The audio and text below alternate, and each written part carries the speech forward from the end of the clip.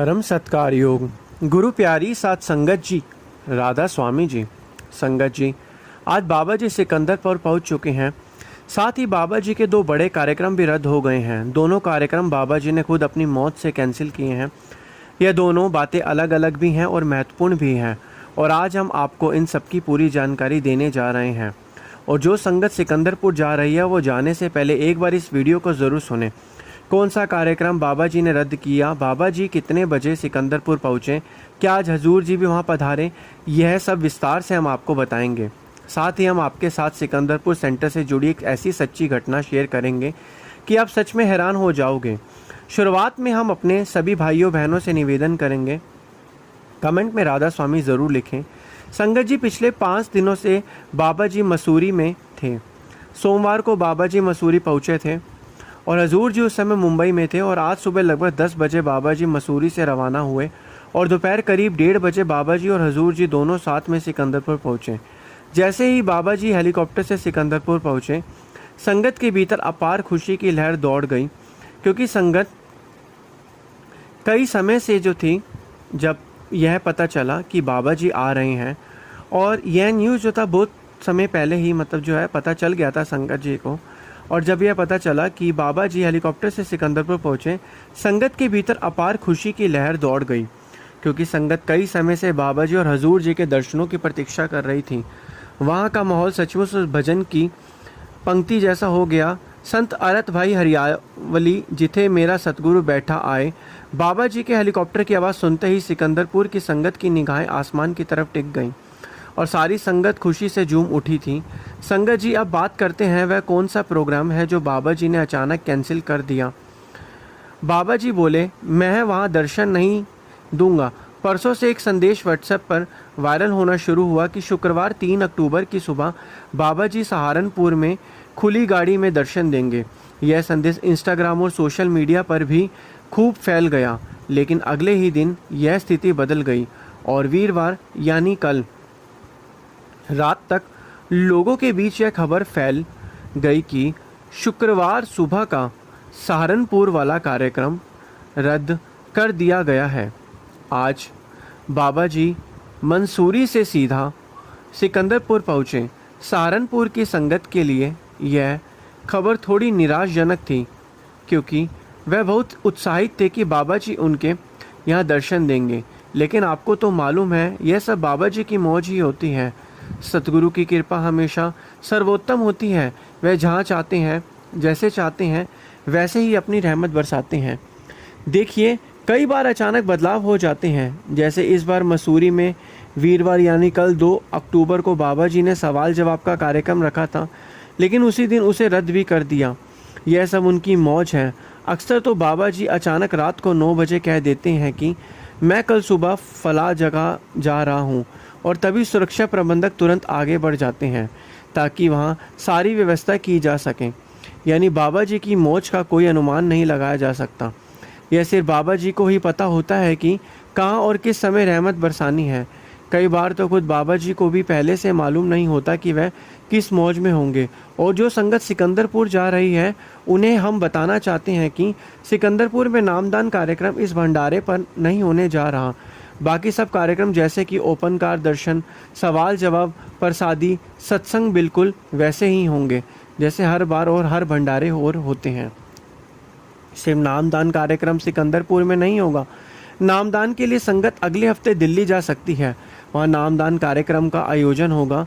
जो संगत सिकंदरपुर नहीं जा पा रही है, वो निराश ना हो।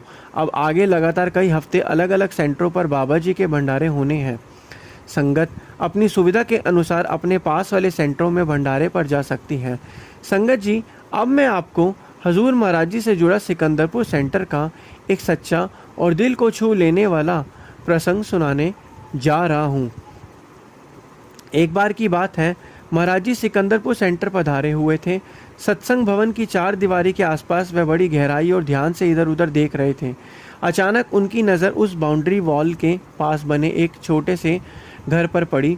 वहाँ से एक मासूम बच्चे के ज़ोर ज़ोर से रोने की आवाज़ आ रही थी।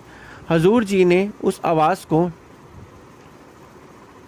ध्यान से सुना और तुरंत अपने पास खड़े सेवादारों से बड़े स्नेह से कहा, भाई देखो ज़रा यह बच्चा क्यों रो रहा है, ज़रा इसे मेरे पास ले आओ।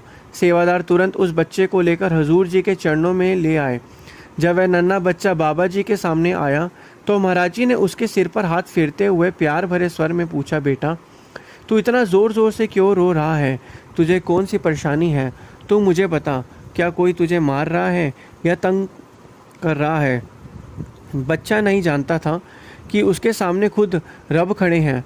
बच्चे ने कहा, बापूजी मेरी इच्छा है कि मैं पढ़ लिख कर कुछ बनूं, लेकिन मेरे माँ बाप मुझे पढ़ाई करने की इजाज़त नहीं देते।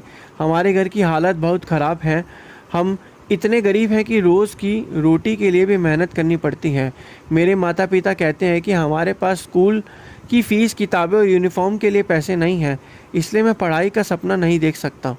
इतना कहकर वह छोटा बच्चा फूट फूट कर रोने लगा। संगत जी, संतों का दिल तो वैसे भी मोम से भी ज़्यादा कोमल होता है। किसी का दुख देखकर वह कभी अनदेखा नहीं कर सकते।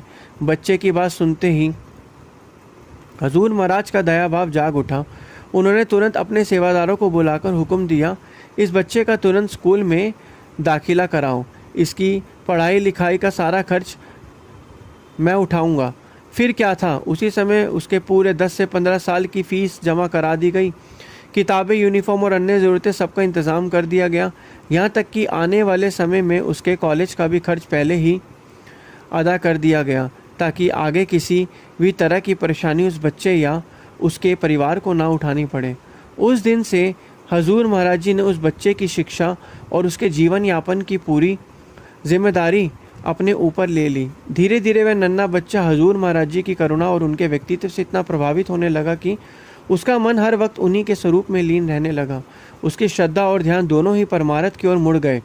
यह तो स्वाभाविक ही था, आखिर जिसने उसकी पूरी जिंदगी को संवारने का भार अपने कंधों पर ले लिया, उसकी दया और ममता देखकर मन उसी की ओर खिंच जाना स्वाभाविक था। हालांकि उस मासूम को यह पता नहीं था कि जिनके सामने वह खड़ा है वह कोई साधारण व्यक्ति नहीं, बल्कि एक महान आत्मा और परमात्मा का साकार रूप है। परंतु फिर भी उस बच्चे के मन में हजूर जी की छवि गहराई से अंकित हो गई। वह बच्चा हजूर को बाबूजी कहकर पुकारता था। वह बार बार अपने दिल में यही सोचता, कैसे महान बाबा हैं, मुझे जानते भी नहीं और भी एक अनजान बच्चे की पढ़ाई की पूरी जिम्मेदारी अपने ऊपर ले ली। मेरे माँ बाप से कह दिया कि तुम चिंता मत करो, तुम्हारे बेटे की पढ़ाई का हर इंतज़ाम मैं करूँगा। समय अपनी रफ्तार से आगे बढ़ता रहा। वह नन्हा बच्चा जिसे कभी पढ़ाई के लिए तरसना पड़ता था, अब पढ़ लिख कर बड़ा हो चुका था। पढ़ाई पूरी होने के बाद उसने नौकरी ज्वाइन कर ली। अब जब अपनी कमाई शुरू हुई तो उसके दिल में हमेशा एक ही विचार घूमता रहता, जिस बाबा जी ने मेरी परवरिश का बोझ उठाया, मुझे पढ़ाया लिखाया, मेरी किस्मत बदल दी, मैं उनका कर्ज ज़रूर उतारूंगा। धीरे धीरे उसने अपनी बुनियादी ज़रूरतें पूरी कर ली। घर के खर्चों और रोज़मर्रा की ज़रूरतें पूरी करने के बाद जो भी पैसे बचते वह उन्हें अलग से जमा करने लगा। उसकी नीयत एकदम साफ थी कि यह बचत किसी दिन उस बाबा के चरणों में रखूंगा जिन्होंने मेरी ज़िंदगी संवार दी। लेकिन एक उलझन उसके मन में हमेशा बनी रही।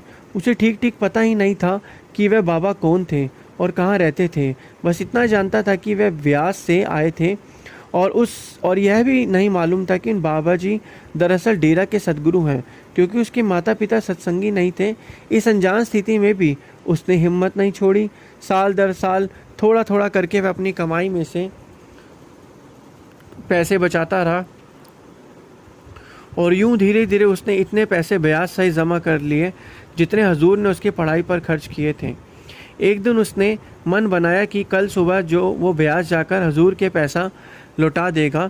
लेकिन दिक्कत यह थी कि इतनी बड़ी शख्सियत के सामने वह कौन से कपड़े पहनकर जाए। फिर उसके याद आया कि कई साल पहले उसको एक कोट और एक स्वेटर खरीदा था, लेकिन समय के साथ उसकी कद काठी बढ़ गई और अब वह कपड़े उस ठीक से नहीं आते थे। उसकी माँ ने समझाया, बेटा तू चिंता क्यों करता है, वह महान संत तेरे कपड़े से नहीं बल्कि तेरी भावना और नीयत से प्रेम करते हैं।